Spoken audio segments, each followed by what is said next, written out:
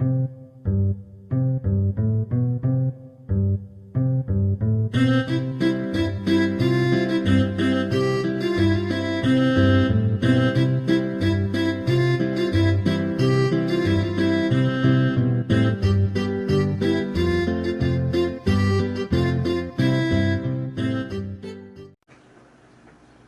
back to A Farmer Takes the Oregon Trail. Last time we did a whole bunch of hunting. I got a decent amount of food here, so we're ready to press on with the journey, and we're about to cross over the Big Blue.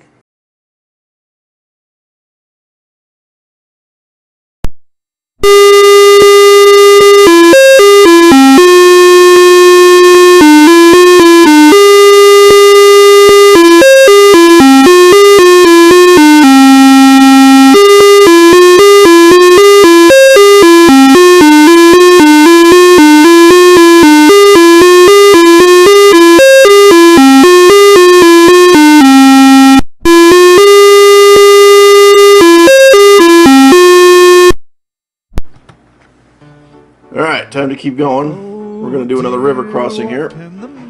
This one's actually pretty close to 2.5. I could wait, but now we're going to go ahead and caulk the wagon again. Usually, like I said, it works most of the time. One thing to keep in mind when you're doing this and you're crossing the river, if you see the opposite shore come in, like right there, that usually means you're going to make it. If not, it'll check right in the center, and then you'll lose all you'll definitely know by then if you hit the center. If you don't see the shore, you'll fail. So once you see the opposite shore, you should be good to go. Okay, right now we're going to be heading to the next fort. I think this is the, oh, here we go, we got a gravesite here. Now this here is an interesting feature of the game. Basically, the way this works is if somebody else has played the game and they die along the trail, they can create a, this includes you as well, I mean, yeah, whoever plays. They can create a tombstone, and they can pretty much put whatever they want on there. So back when I was in school, I got to learn all kinds of creative choice words and all that good stuff, and quote unquote improving your vocabulary. But I thought it was a neat little feature. You get to kind of see when other people play the game, and maybe they'll give you hints, or they'll just say something stupid or whatever. But I think it's a pretty neat little feature for back then. So that's what this is all about.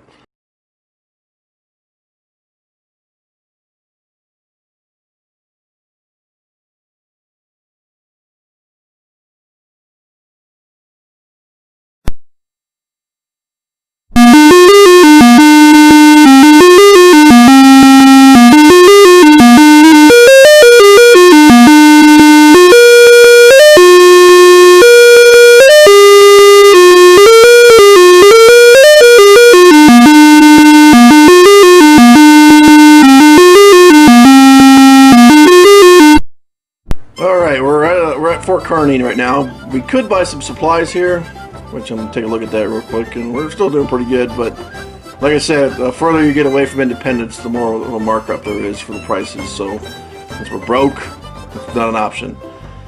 So let's roll to Chimney Rock now. Yeah, like I said, we got that's just a time waster right there. Like I said, no money, so but if you're playing like as a banker or whatever, you can hit that up and get some food. You don't have to worry about hunting as much in the when you're a banker. All right, Chimney Rock.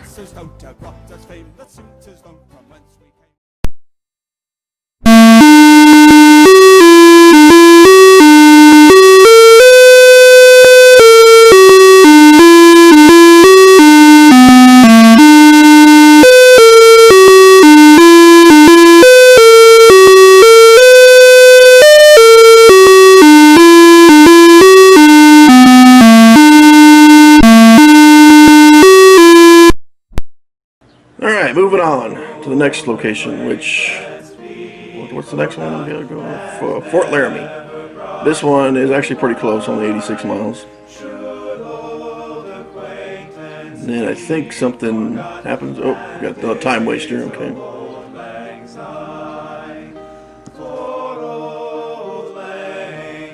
Oh yeah, the good old days of floppy disk. Just gotta flip this over. Give me just one moment to take care of that.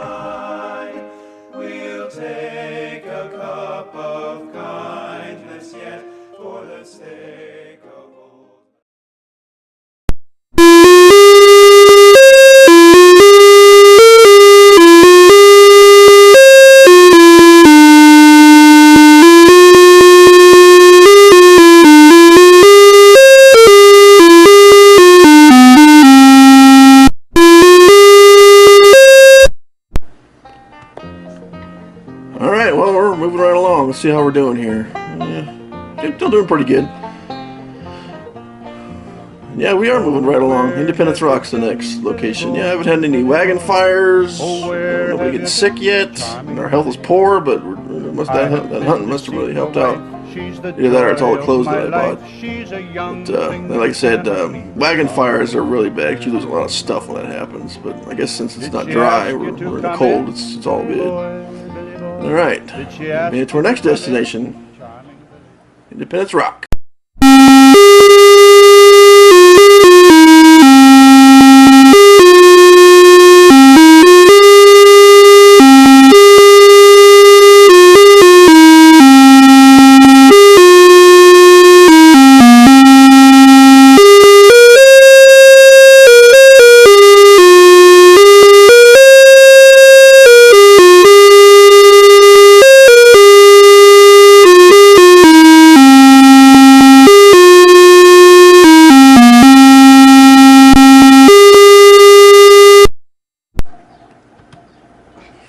Alright, moving right along here. Maybe we can get some excitement going here, make this trip a little more interesting.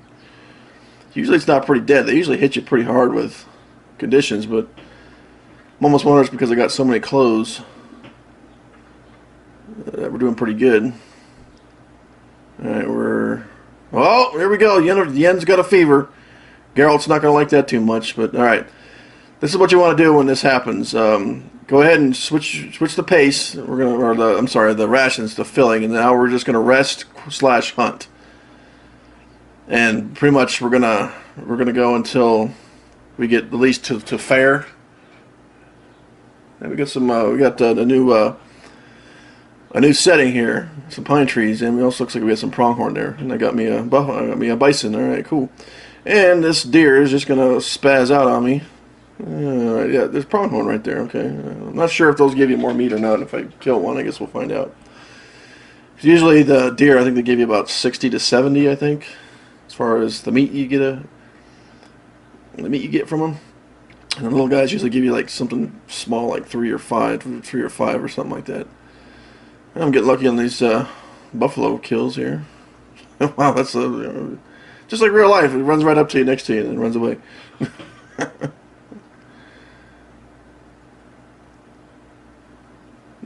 Yeah, we're just gonna go ahead and knock this out. Maybe we can see some interesting things,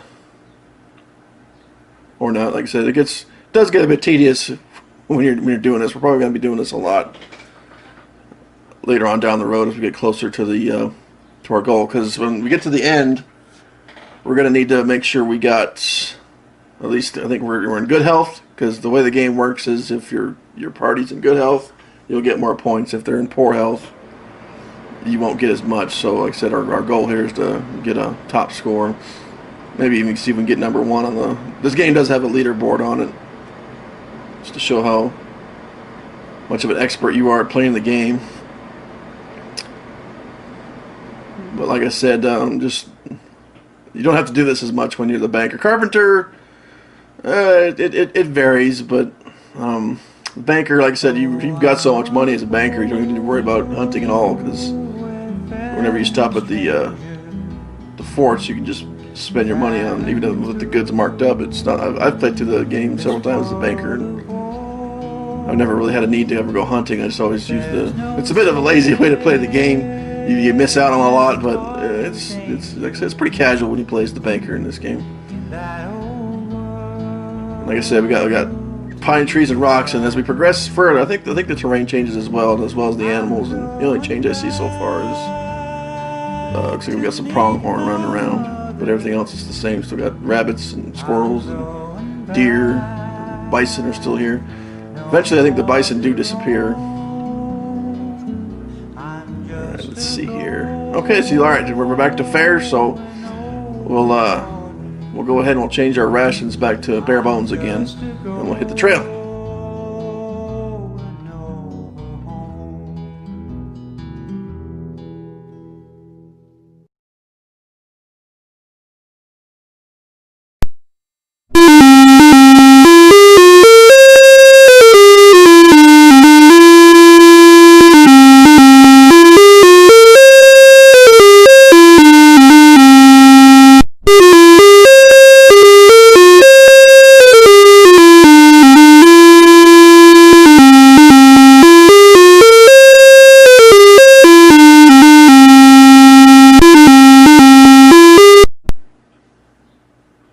Alright, as you can see, we are at the South Pass, and now we've hit our first major choice as far as where the trail divides.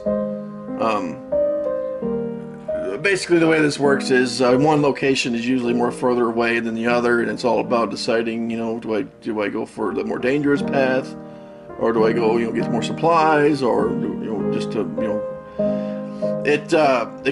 basically, if you pick the longer route, you have more of a chance of getting more random events. You pick the shorter route, usually it doesn't lead to anything beneficial, but you don't have to worry about as many random events. So it's all about the coin toss. So I think right here will be a good place to stop, and we'll with the next part of this series, we'll go ahead and make that decision. So until then, have a good take it easy.